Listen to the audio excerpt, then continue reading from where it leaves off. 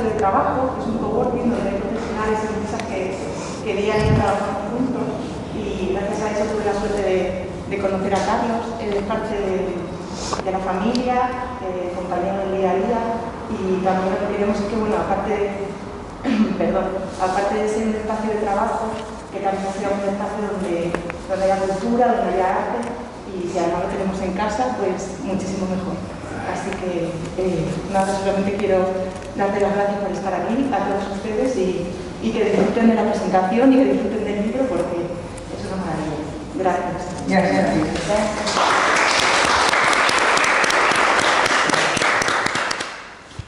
Bueno, yo agradecer a todos los presentes por la asistencia, a Amparo, por supuesto, al coworking. Aquí escribo muy bien, o sea que doy fe. Y por supuesto a Coca de Armas Fariña. Para mí esto es un honor que me haya acompañado en el día de hoy para presentar mi libro Las Palmas. Sé que Coca es una persona con una trayectoria cultural y política muy relevante, y doy fe de su labor también con el medio ambiente y a la protección de espacios importantes como Santa Brígida, por ejemplo. Y su vasta experiencia con gestión de museos, etcétera. Y sobre todo es una excelente persona, y para mí ya una amiga a la que he tenido el gusto de conocer. Así que encantado de estar aquí con todos ustedes. Bueno, gracias. Buenas tardes a todos. Yo también les doy las gracias por estar aquí, y voy a decir lo mismo. O sea que para mí es un honor que tú me hayas dicho que te presente, y que después de conocerlo, pues veo que es una persona maravillosa, sobre todo un joven que no que sea tan joven tampoco, pero es joven, y muchas veces es difícil encontrar jóvenes tan profundos, con un calado tan profundo. Bueno, y entonces pues ya voy a lo que... O sea que Carlos, si leemos la presentación que él hace de sí mismo, ya en la primera frase, que se la voy a leer, dice: sin que me preguntasen si estaba de acuerdo o no, nací en una isla canaria española. Ya eso, para mí, intuyo que ha sido un joven inconformista, y yo diría más, rebelde. Y al mismo tiempo también un voraz lector, porque él también lo dice, mientras tanto devoraba aquellos libros de Elige tu propia aventura, siempre pensando en eso, en otro tipo de vida. Por eso no nos extraña que cuando cumplió 40 años, hace poquito, porque tú no tienes muchos más. 44 para 45. Pues fíjate, nada, ¿qué es eso? ¿Un soplo? Sí. Bueno. Sí. No sé yo. Por favor, si el tango dice que 20 años no es nada, imagínate tú, 4 años lo que es. Bueno, pues no nos sorprende que dejara una brillante carrera diplomática para dedicarse solo a la literatura. Es de una valentía verdaderamente asombrosa. Y además una importante carrera en la que ha estado en África y en el Pacífico Sur de representante de la Unión Europea.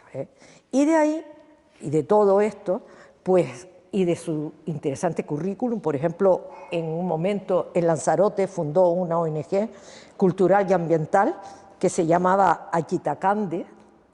Pues de todo esto no nos extraña la profundidad que él tiene de su alma, porque sin este conocimiento, desde luego, él no hubiera sido muy difícil que escribiera este primer libro de relatos con tanto calado y con tanta madurez, la verdad. No parece un libro de una primera... Bueno, que él ha escrito más cosas, pero bueno, este es el primero que se ha lanzado así por lo grande.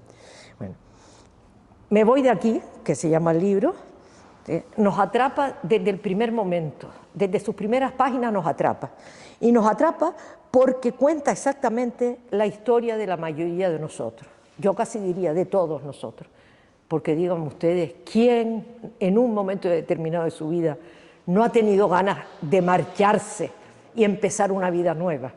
¿No ha tenido ganas de encontrar una puerta mágica que le conduzca a otro tipo de vida a la que está llevando?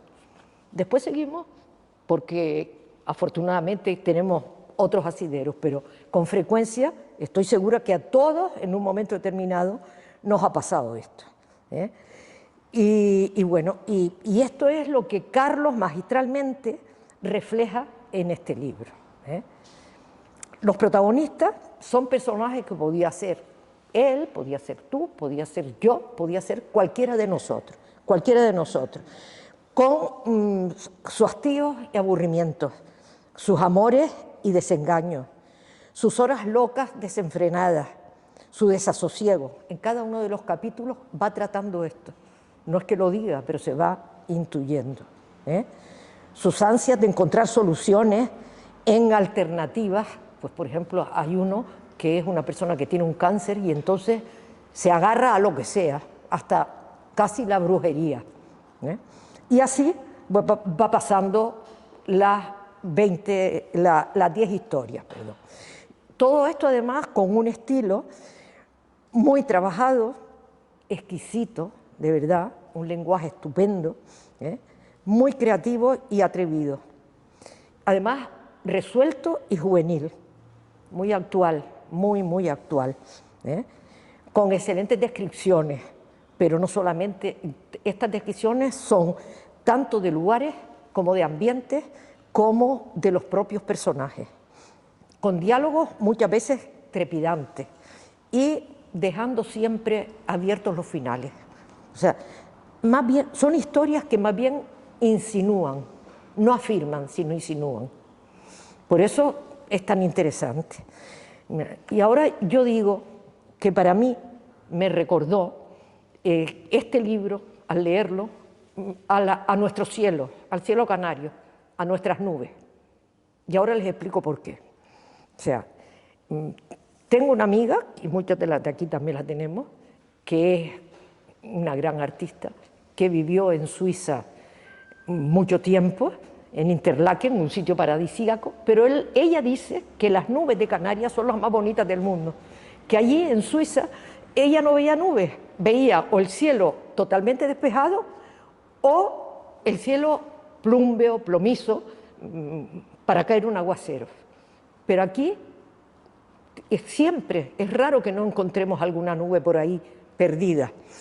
Y recuerdo también, yo estudié en el Sagrado Corazón, las monjas eran peninsulares, y me acordé de una monja que decía que las nubes aquí en Canarias hacían lo que les daba la gana, que cada una iba por libre, y que cada una eso. Y es verdad, cada una hace lo que quiere y va por libre, pero tienen un hilo conductor, que son los vientos alisios.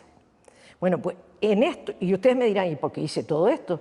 Lo digo porque los relatos de Carlos en este libro para mí son como esas nubes, cada uno va a lo suyo, cada uno es independiente, pero sí tienen un cordón umbilical como nuestras nubes los alisios, y ese cordón lo dice estupendamente uno de sus críticos, Matías Candeira, que dice, ese cordón es la ironía, el descreimiento y la distancia hacia todo este territorio narrativo del estatus, las relaciones sociales y la impostura de lo cursi.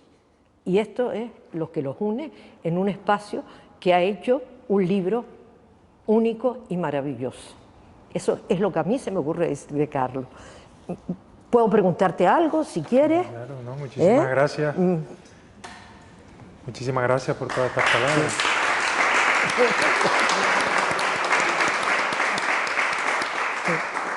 Gracias. Sí.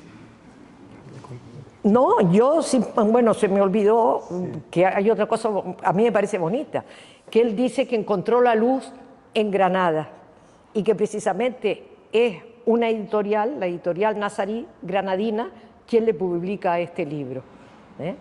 Y ahora, Carlos, yo creo que eres tú el que tienes que decir. Yo te diría que cómo se gestó este libro, cómo se gestó Me voy de aquí y por qué. ¿Por qué? Y cuándo tú sentiste verdaderamente la llamada de la escritura. Pues la historia del inicio del libro tiene bastante que ver con la ingenuidad, por mi parte, y la ignorancia, diría, también, que yo tenía del género de relatos cortos, porque el libro son 10 relatos cortos. Yo pensaba que iba a tratar con un género relativamente sencillo y al final me encontré pues con un auténtico jungla de posibilidades y de recursos.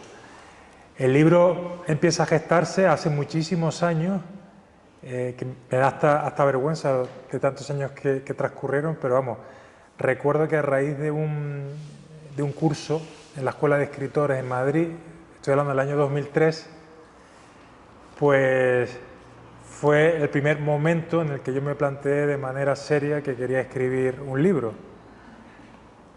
Por aquel entonces quizás estaba más interesado en la novela y me pareció que los relatos podrían ser un buen inicio, un buen entrenamiento, y al final pues digamos que me estrompé de frente cuando empecé a escribirlo. El primero lo escribí en un tiempo relativamente corto para lo que soy yo, que soy muy lento escribiendo, o sea, en 4 o 5 meses creo que terminé el primero, y a partir de ahí empezaron las dificultades con el segundo. Ahí me di cuenta que mis recursos por aquel entonces eran limitados, que tendía a repetirme y que me salían personajes parecidos, recursos similares. Entonces me di cuenta que yo tenía que formarme más, que enriquecerme más narrativamente y también seguramente ganar más experiencia. Y eso fue lo que hice a lo largo de todo este tiempo. También es verdad que, como dijo Coca, paralelamente mi carrera profesional se complicaba en el buen sentido porque me metía en una institución muy exigente y no tenía tiempo material de combinar la literatura con mi trabajo en la Unión Europea. Todo eso pues hizo que el libro se fuese retrasando. No me arrepiento de haber tardado tanto porque yo creo que es un tiempo necesario de formación y un tiempo necesario de aprendizaje que creo que todo artista debe experimentar para crear algo con un mínimo de, diría que de calidad. Por lo menos yo soy muy contrario a lanzarte al mercado o al público sin tener una base medianamente sólida que se sostenga. Y yo no me sentí cómodo con el libro pues hasta que lo publiqué, que concretamente fue en noviembre del año pasado. Ya había sido terminado unos meses antes, con la pandemia se retrasó, como se ha retrasado todo. Y ahí fue ya cuando yo consideré que estaba listo para publicar. Si bien es cierto que yo el libro no lo puedo ni abrir, porque empiezo a ver posibilidades, potenciales cambios, esto lo podría haber hecho de otra manera. O sea, siempre me viene a la mente la famosa frase de Da Vinci y que repitieron muchos escritores como García Márquez, que las obras no se terminan sino que se abandonan. Y es una verdad como un templo, porque siempre puedes darle un toque más, ¿no? Es como una casa, diría, que siempre puedes poner pues un patio por aquí, pues aquí voy a poner unas flores o un suelo de grés o de un parquet. Pues con la literatura ocurre lo mismo. Diría que prácticamente con todas las artes y seguramente con todo lo que hacemos, que no tiene fin. Pero por propia salud mental, yo en un momento dado decidí ya que era el momento. Y ese momento no se produjo, como digo, hasta el año pasado, alrededor de mayo. El editor también estaba un poco harto de mí porque le cambiaba las cosas cada 2 por 3. Tuve suerte en ese sentido también, que siempre le prometía que esta vez era el último cambio y no lo era. Y volvía a decirle, no, pero es que hay una cosa ahí. Tuve suerte porque me dejó cambiar cosas hasta que al final me mandó una frase de Borges que decía, publico para dejar de corregir. Entonces digo, uff, esto ya, además ya con un tonito ya medio raro. Digo, vamos a darlo ya por finalizado. Y entonces decidí no abrirlo más. Evidentemente lo abro a veces, pero trato de mirarlo así como de pasada. Porque, como digo, veo muchas posibilidades. Me preguntaste también cuándo empieza mi pasión por la literatura. Bueno, es una pregunta que yo mismo me he tenido que hacer y he llegado a la conclusión de que si bien a mí siempre me gustó la literatura y los libros y leer, creo que hubo un punto de inflexión en la carrera, en Granada. Como he dicho, Coca, que para mí es una ciudad muy importante. De manera no buscada, pero así ha sido. Fue el sitio donde estudié y donde yo seguramente empecé a creer en mí. La carrera me dio esa seguridad y esa ciudad. Y también fue Granada, la editorial, donde empieza un nuevo ciclo en mi vida. Entonces no sé por qué estoy muy atado a esa ciudad maravillosa, por otro lado, que seguramente casi todos ustedes conocen. Y yo creo que fue en Granada, en un ambiente muy cultural, completamente alejado al que yo estaba acostumbrado en Lanzarote, donde era un movimiento más frívolo, más de juventud, más deportivo. Yo hacía mucho deporte, más fiestero también. Granada hay mucha fiesta también, pero combinado con mucha cultura, muchas charlas. Entonces para mí aquello fue como descubrir un mundo, como si se abriese una caja de Pandora. Y a partir de ahí empecé a leer todavía más y fue cuando sentí que en un momento dado yo quería también reproducir todas estas palabras que estaba leyendo. Seguramente hubo una serie de libros clave. Con el tiempo yo he llegado a la conclusión que Trópico de Capricornio, un libro que no sé si me gustaría a día de hoy, pero que por aquel entonces influyó mucho en mi vida, de Henry Miller, los escritores norteamericanos fueron los que más me gustaron. Y a partir de leer a Miller digo, esto es un poco lo que a mí me gustaría hacer. Y también otra cosa importante, me di cuenta también que no estaba solo. O sea, que lo que decía ese autor o ese libro eran también situaciones, pensamientos que a mí también se me habían pasado por la cabeza. Entonces fue como encontrar una especie de asidero, un amigo o una amiga a la que agarrarse, una fuente de empatía, por decirlo de alguna manera. Entonces, a partir de Miller, de Capote, de Salinger, seguramente fueron los escritores que más me influyeron en su momento. Faulkner también fue un escritor que me dejó, wow. Los españoles no tanto, sinceramente. Tendría que pensar más. Los latinoamericanos sí. Soy muy seguidor de Cortázar, fue otro escritor que en su momento, como se dice ahora, me voló la cabeza. Y puede que haya sido el escritor con el que más haya disfrutado, seguramente. Ahora, ya que mi espectro es muchísimo mayor, lo sigo admirando, pero ya no tiene el mismo efecto, como pasa con todo, ¿no? Que tenemos épocas. Entonces yo creo que a partir de Miller, de Granada, de la carrera, yo ya tenía en mente un proyecto literario. De hecho, empecé a escribir una novela, que ahora tengo que decir que fue algo horrible, espantosa. Por aquel entonces uno se cree que escribe bien.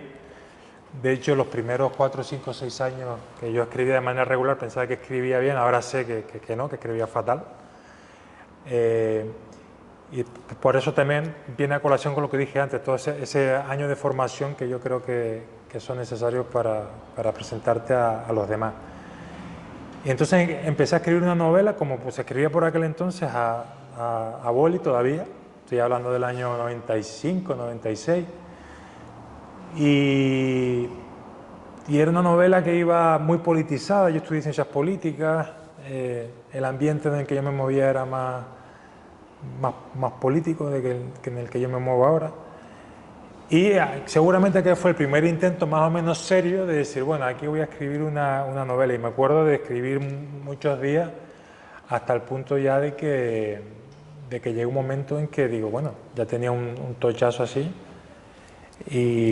Pero después, por diferentes razones, me metí más en el activismo cultural también como Coca, en la asociación que nombró Coca. Estuve muchos años implicado y de alguna manera se interrumpió, o no, también me formó mucho más en la vida, pero desde un punto de vista objetivo sí que frenó un poco lo que yo ya había empezado y lo retomé ya pues después de salir un poco escarmentado de la política cultural y de ver un poco ya de qué iba la política, sabiendo que no sé si yo me quería meter en eso.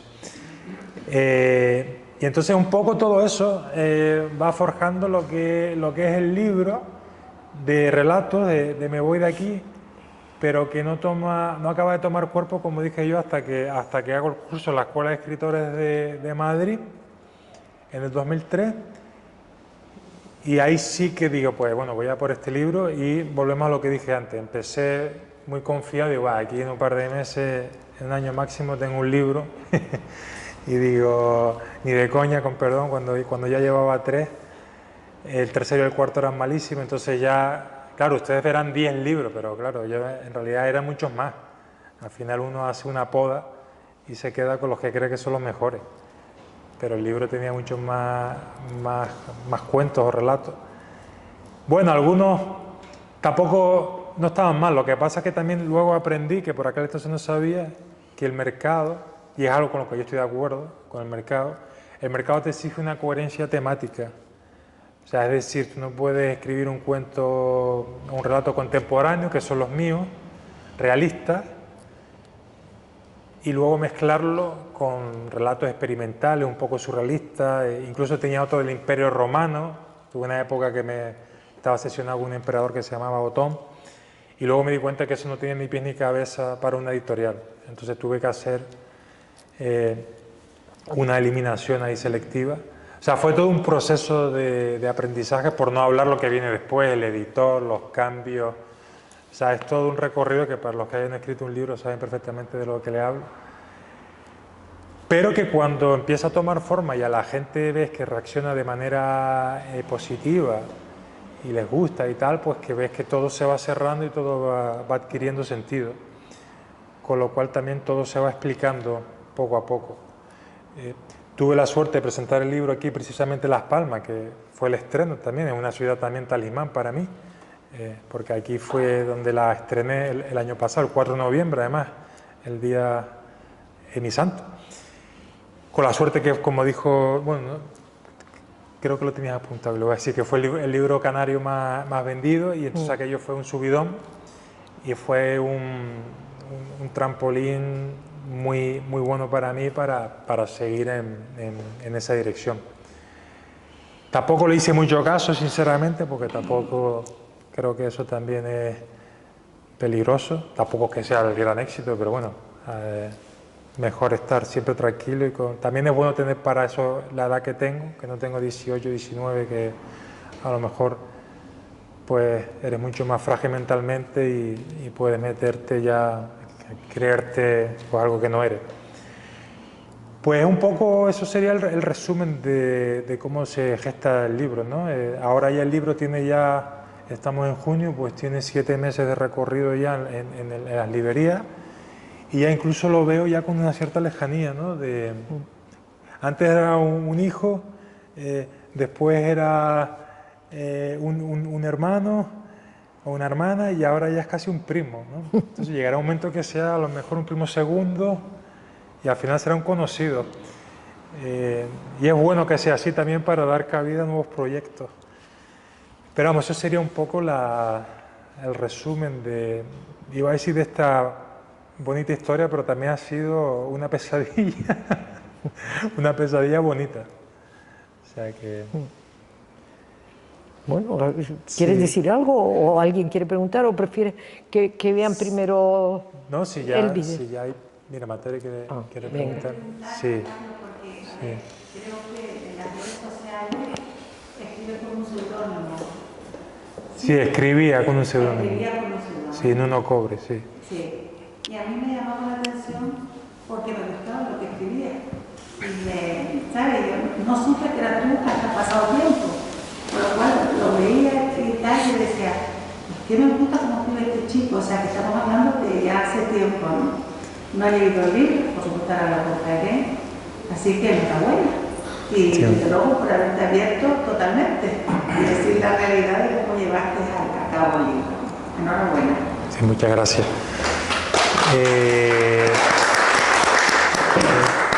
Es curioso que nombre mi seudónimo, que era Nuno Cobre, porque bueno, yo escribía con seudónimo cuando trabajaba en la Unión Europea, pues para no mezclar los dos asuntos. Yo era muy serio también con mi trabajo y no sé, en realidad no hubiese pasado nada, ahora pienso. Pero produjo muchas anécdotas interesantes. De hecho, yo escribía en El País, en un blog, que no sé, supongo que lo conocerán, que se llama África no es un país, un blog coral, donde aparte de mí escriben otras personas, como Ángeles Jurado, que es de aquí de Las Palmas, por cierto. Y recuerdo que un compañero, aquel día me acuerdo que casi me da un patatús, un compañero en un almuerzo nombró ese blog. Dice, mira, hay un blog en El País que está hablando de Liberia, que era donde yo estaba, en África. Y digo, joder, digo, hasta aquí ha llegado ya, digo, cualquier día me cogen. Cualquier día me cogen. Y más de una persona también pensó que era un montaje, que yo no existía, que no estaba en África, porque yo tampoco decía que estaba en Liberia. Y había gente en El País que ponía, no, está en Liberia. Y digo, uff, digo, aquí tarde o temprano me van a trincar. Entonces recuerdo esa época que fue especial, pero muy paranoica por otro lado, porque siempre tienes el miedo de que tu jefe o la institución, que después me di cuenta que le importaba un pito, ¿no? Pero uno cree que lo que está escribiendo va a ser súper relevante. Y recuerdo esa tensión, ¿no? De mandar los textos ahí y después, a ver, que no se entere nadie, que me lean pero al mismo tiempo que no lo lea nadie, ¿sabes? Era esa doble fuerza ahí. Sí, perdona, estaba ella primero, perdona. Perdona que... Ahora, sí. El título Me voy de aquí es siempre vida. ¿Es siempre? Pues me voy de aquí porque me pareció la frase que mejor resumía el sentir de los personajes y de los relatos. Creo que al final estamos hablando de personajes o de gente que tratan de cambiar, ya sea una relación sentimental, laboral, social, de amistad, lo que sea, pero todos tienen en común que quieren salir de donde están, algunos de una manera más extrema que otros, unos quieren unos cambios más radicales que otros. Como dijo Coca antes, nombró uno de los relatos donde alguien se aferra a un gurú, incluso va más allá, todos en busca de un cambio. Entonces, me voy de aquí, me pareció la mejor manera de resumir la idea. Y aquí, el verbio aquí, por supuesto, tiene mucha más... Sí, un estado de ánimo, ¿no? Sí, para mí es polisémico, porque aquí significa mucho. Puede ser una persona, un sitio, un lugar, una sensación, un recuerdo. O sea, pueden ser millones de cosas. Rosario. Sí. Enhorabuena, Carlos, que lo leí. Me seduce mucho, ¿verdad? Muchas gracias. Yo soy de las que opino, ¿no?, que hay una cosa que es universal y que le llega a todo el mundo, y es cuando se transmite cualquier cosa desde el corazón. ¿Crees que para un escritor, en este caso para ti, es fundamental comunicar desde el sentimiento o simplemente la abstracción, la invención, o crees que con sentimiento la historia llega mucho más?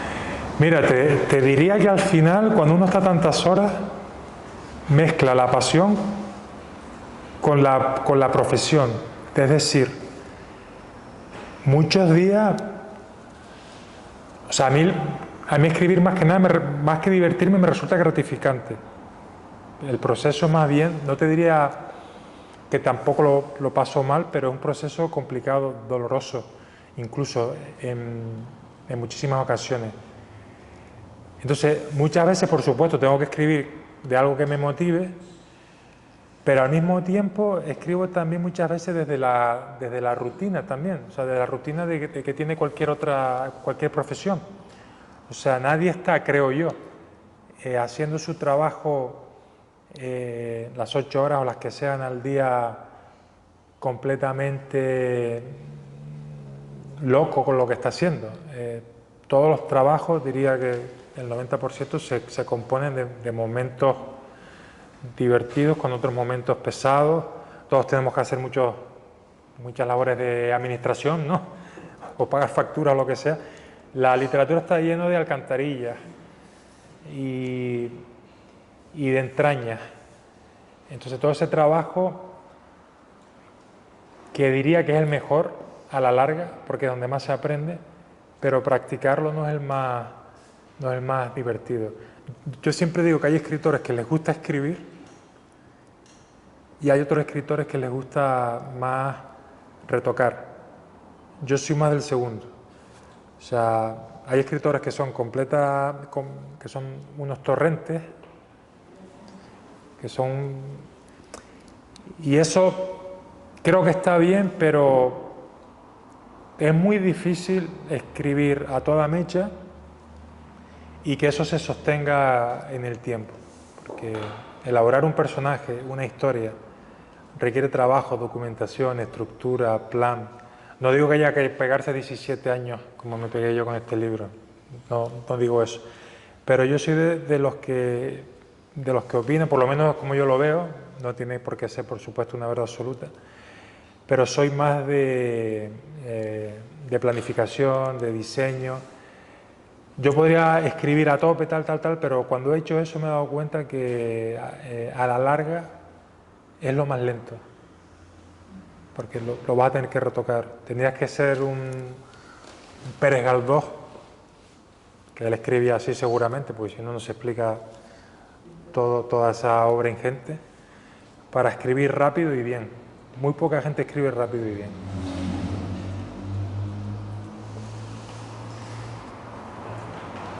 No sé si hay más preguntas.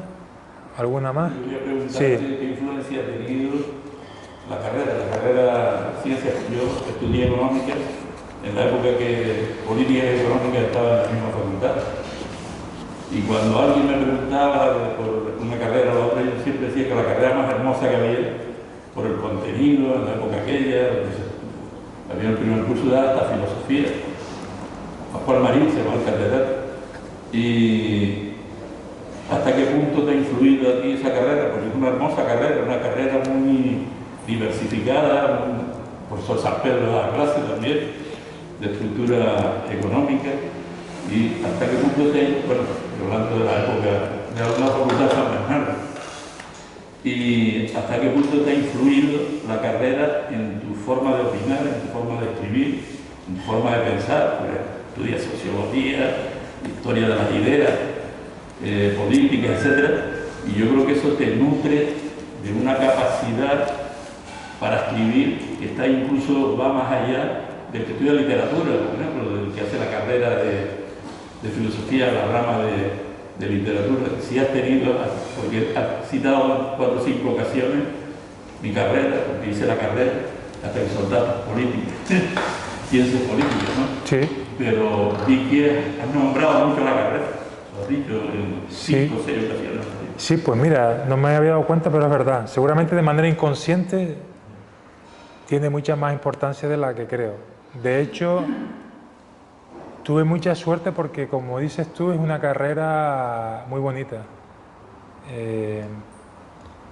Es muy ecléctica también, entonces te da mucho tipo de fuentes, pasas de economía, derecho, sociología, filosofía. Y seguramente, mira, ahora que me lo has preguntado, tendría que valorar en su exacta medida la influencia, porque estoy seguro de que ha sido grande. Yo siempre pienso en perdón que apague esto aquí. Que siempre pienso en mi profesión, en el trabajo que tenía, los viajes que hice, toda la gente que conocí, como una fuente de inspiración fundamental en mi obra, seguramente. Y la carrera, fíjate, seguramente no le he dado el valor que debería darle, porque estoy seguro que todo eso que estudié está reflejado en mi literatura. Toda esa psicología, sobre todo me parece una carrera que te enseña mucho a observar. La sociología te explica un poco cómo se configuran las sociedades, incluso el urbanismo, por qué somos de esta manera. Eso me pensaba mucho en África también, ¿no? Donde hay muchos más espacios abiertos, más naturaleza. Aquí, al fin y al cabo, estamos rodeados de hormigón, las relaciones son más trabajadas, no son tan llanas. Entonces todo eso te lo da la carrera, aparte de todos los filósofos, el Rousseau, toda esta gente que leí en su momento, el Bodin, y que tuvieron también mucha influencia en mí. Pero sí que aparte lo voy a incorporar a mi repertorio de las charlas para hablar de eso también, porque nunca lo había pensado, ¿sabes? Pero indudablemente es una influencia relevante. De nada. Si quiere... Sí, perdón. Sí. El título es bastante atractivo, me voy aquí, ¿no? Sí. O sea, constantemente me quieren estar trabajando en ese sitio. ¿Hacia dónde vas actualmente? Pues hace poco, mira, me gusta una frase que dice que huir es cambiar de celda, como dice Andrés Newman en Barbarismo, un libro de aforismo que recomiendo a todo el mundo. En realidad es un autoengaño,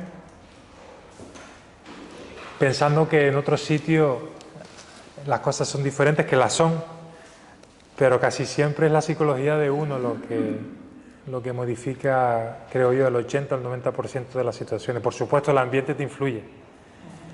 Si está un ambiente tóxico o aburrido y te vas a otro pues mucho más dinámico, pues eso te influye. Pero creo que al final la última palabra la tiene uno. Entonces, yo creo que al principio, vaya donde vaya, los 2 o 3 primeros meses son euforia. También de dureza, porque puede ser un cambio a un hábitat diferente. Y yo creo que al cuarto, sexto, séptimo, octavo mes, uno tiene que tener cuidado porque acaba volviendo a ser el mismo que era antes. Sí, entonces se empiezan a repetir las mismas dinámicas de lo que te quejabas en el sitio X, estás haciendo... De hecho, yo habré estado en muchos sitios, pero yo creo que mi forma de vivir no era tan diferente. Siempre estaba un poco rodeado de libros, tal, y eso lo hice en Monrovia, como lo hago ahora en Las Palmas, y como lo hice en Granada, como lo hice en Bruselas. O sea, que en realidad es un poco un autoengaño, entre comillas, para seguir con ganas de hacer cosas, pero la fuerza que te da un cambio de eso, por lo menos a mí, es muy fuerte y la necesito. El problema de eso, el otro día estaba hablando con Isa, que está ahí, que ella trabaja en Save the Children, o sea, que este tipo de ONGs que se mueven mucho, que al final de moverte tanto, pero nunca estás quieto. Y entonces tú quieres darle como ¿se acuerdan antes cuando veíamos las películas que podías para adelante y para atrás y todo el mundo, tú le quieres dar rápido a la vida a veces, muchas veces, porque la vida a lo mejor es más lenta que tus emociones.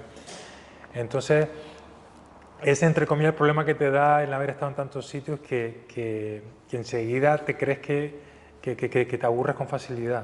Y eso también hay que gestionarlo seguramente con mucha meditación, con mucha aceptación, observación, para estar tranquilo. Pero bueno, eso de viajar tiene un doble, yo lo recomiendo a todo el mundo, pero también tiene ese problema identitario también, cuando vuelves también estás desubicado, también depende de cuánto tiempo y dónde hayas estado, pero es un arma de doble filo. Si les parece, vamos a ver el vídeo de...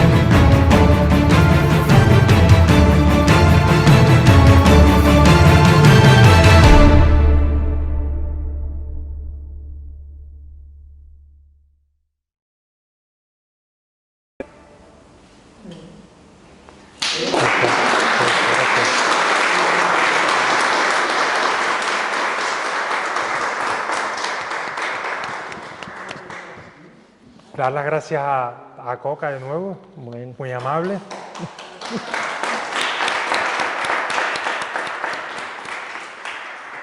Mis gracias son para ti, sí, no para mí. Sí, sí, es recíproco, lo sabe.